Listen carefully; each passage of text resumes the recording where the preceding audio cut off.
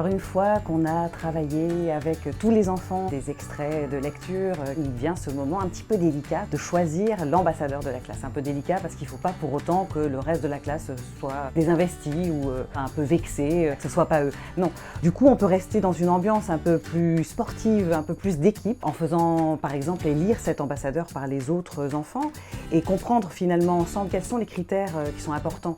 Est-ce que celui qui lit articule bien, parle suffisamment fort, fait suffisamment passer d'émotions dans son texte, etc. Trouver avec eux ces critères-là et de comprendre quel est celui qui, à ce moment donné de l'année, remporte, lui, le meilleur de ce qu'on peut faire à ce moment-là, quoi. Donc de garder tous les enfants dans un esprit d'équipe pour qu'on soutienne, en fait, qu'on devienne supporter de celui qui va représenter notre classe.